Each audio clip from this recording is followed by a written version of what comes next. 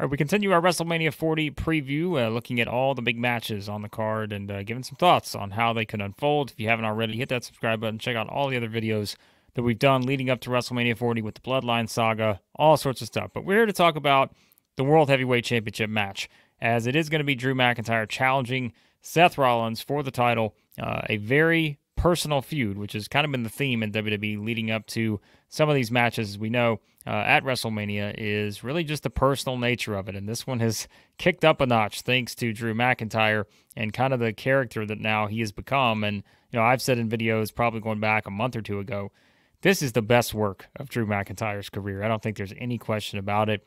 Character-wise, there is zero doubt. I mean, this is the best thing he's ever done.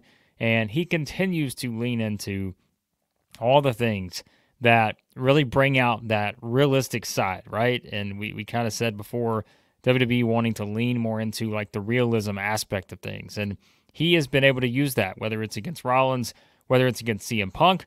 We'll talk about him in a second.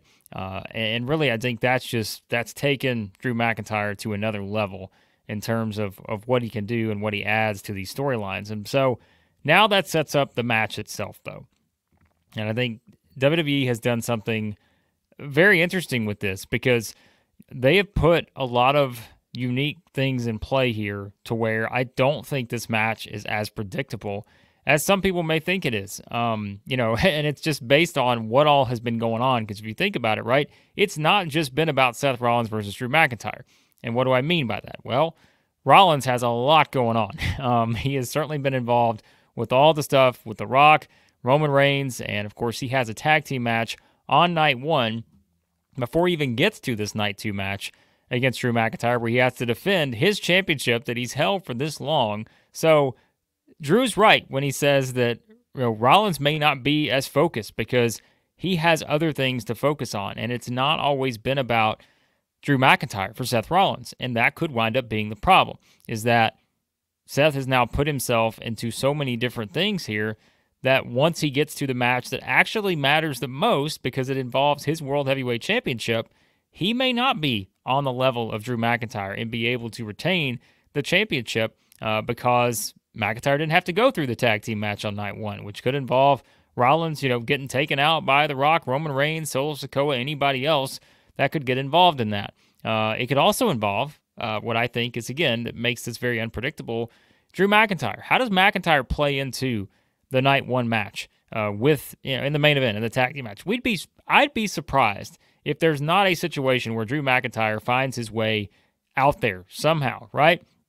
And maybe, as I said in a previous video, maybe that's where you get the whole situation where Rollins is taken out of the picture here, and he is maybe taken out by Drew McIntyre somehow. And how does that play into night two and all that? It's very possible, but nonetheless, again, Rollins has a lot going on. Meanwhile, with Drew McIntyre, he certainly has stuff going on too, because it's not just been about Rollins for him either. It's been about certain things with Cody Rhodes, a while back.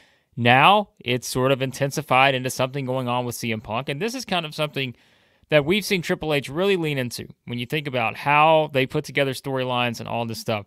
One person, it's not one-dimensional, right? Like, you don't just have one person versus one person and nothing else exists outside of those two people. It's the world that is around them. And like that is where Rollins can't afford to just focus on, like we said, one thing, because he's got three different things pulling at him. Drew McIntyre can't just focus on Rollins necessarily because he's got to worry about the stuff with Punk, who, by the way, also adds the extra layer now of unpredictability because we know that Drew McIntyre is going to have one eye on Seth Rollins and perhaps the other eye on CM Punk, who's going to be on commentary for this match. So he's the guest commentator. And that adds, again, another interesting twist here because now you have what? You have Seth Rollins versus Drew McIntyre. It's the match. We know that. But you also have CM Punk at ringside. But what else do you have? You have the idea that Damien Priest is still out there with this Money in the Bank briefcase. And here's why I think that now gets way more interesting. Because the tag team title match is going to take place on night one. This match takes place on night two. So here's what I think is going to happen. You're going to have the Judgment Day. Priest and Balor, they're going to lose their championships in that ladder match. And again, remember how they've kind of worded this to where it makes it sound like now they are going to split the belts up because basically both sets of belts are up for grabs here, and the match does not end until they've both been retrieved, which means one team can retrieve one set of the belts, one can retrieve the other. At least that's how it seems like they're pushing it. My guess is the Judgment Day come out of this empty-handed. No belts, nothing. So what does Priest do after they lose the tag team championships? And could there be a bit of that, split somehow between him and Balor? Does it kind of up perhaps issues with those two that lead to that perhaps scenario where they don't walk out with any championships? So then maybe Priest is just really pissed off at that point. Like he's thinking, all right, I've lost my titles. Now I've got one thing left to lean on here, and that is my Money in the Bank briefcase, which now sets up another unpredictable aspect of this match because just when you think it may be as easy as, all right, it's either Seth Rollins, Drew McIntyre, that's it, it's thinking about how does CM Punk factor into this? It's thinking about how does Damien Priest factor into this?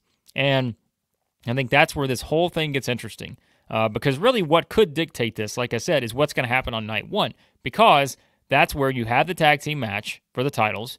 What happens to Damien Priest coming out of it? Like I said, my prediction, he comes out empty-handed. What happens with Rollins in the main event match on night one with The Rock and Reigns against Cody and Seth? What happens there? Does Drew McIntyre get involved? Like there's so many different things that are going to happen on night one of WrestleMania 40 that are going to impact this world title match on night two that I think it, again, adds that layer of intrigue because we don't know exactly what their thought is here. And what else adds to this, right? You want to talk about unpredictability?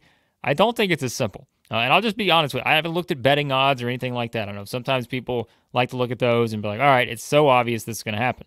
I don't look at that kind of stuff. I like to just kind of focus on the story and try to figure out how we get from point A to point B. The other thing here that's hanging out there is the Drew McIntyre contract situation, right?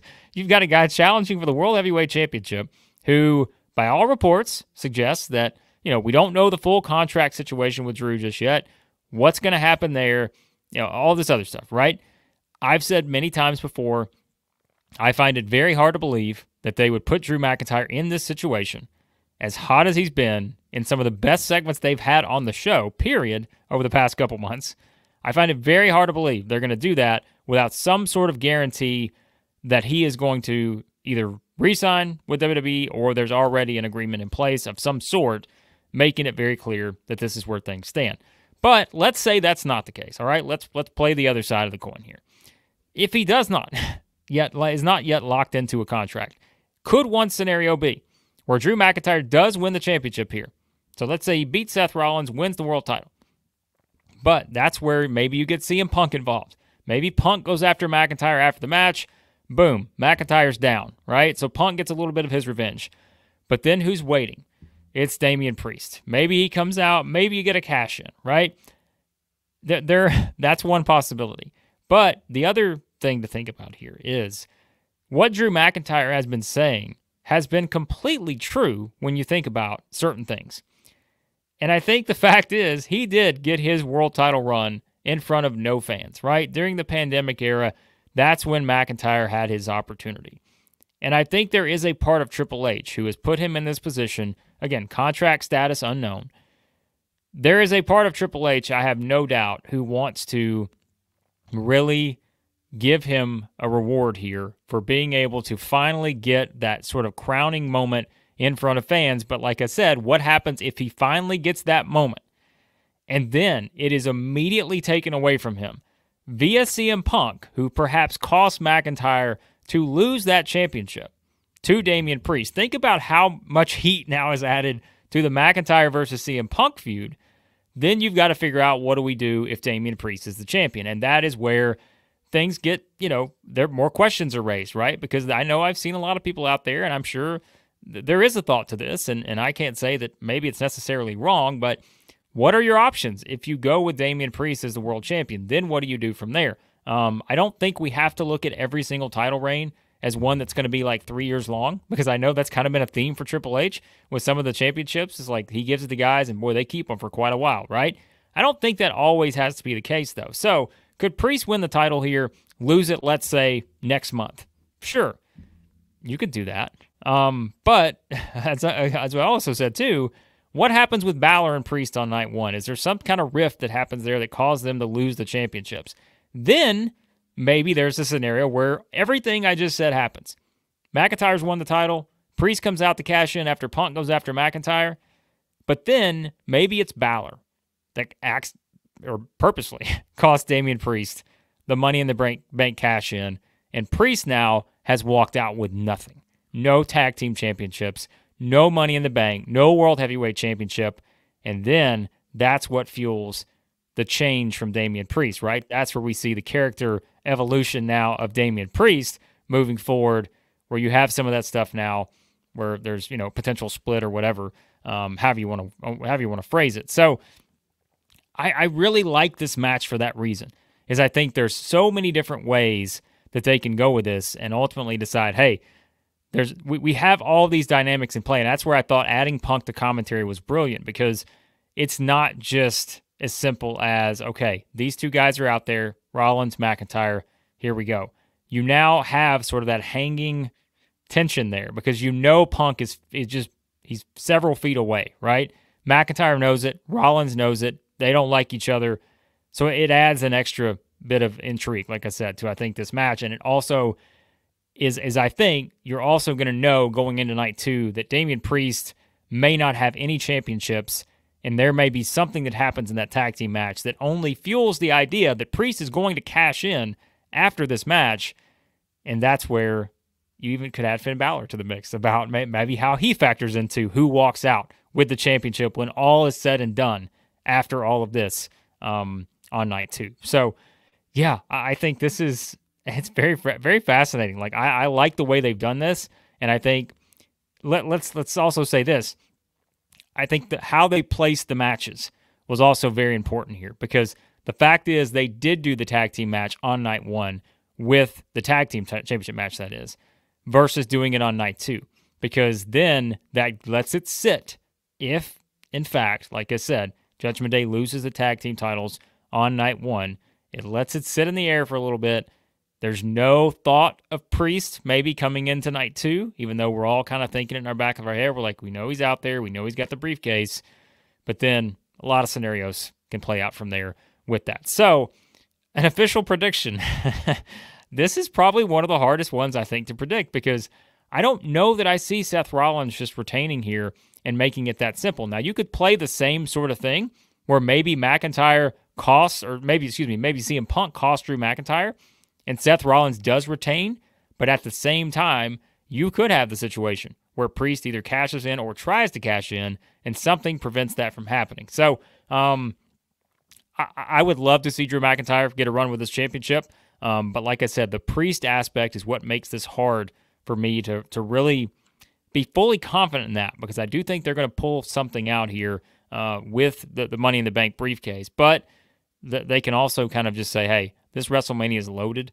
We don't need to go that route here, and we can save this for another time. And maybe that is the Raw after WrestleMania, right? Because I feel like with Triple H, things are going to reheat a little bit in terms of what the value and what the Raw after WrestleMania actually means, whereas, as we talked about before, it just kind of has taken a dip a little bit maybe in recent years. So, yeah, this match is going to be fun. I'm really looking forward to this one. I think there's a lot of excitement, a lot of suspense as to what happens. I'll pick Drew McIntyre, but I don't know if it's going to be that easy. I think there's, like I said, a lot of ways they can go here, but I'm really looking forward to seeing what little plot points they decide to go with here, because as I just laid them out, there's a lot of stuff they can do with this particular match to give us a very satisfying result, I think, moving forward and build towards all the matches that we know they're still out there. Punk versus McIntyre, Punk versus Rollins. You can add Priest into the mix with any of these guys too. So there's plenty to work with, and I think that's what makes a job well done on building to this match, because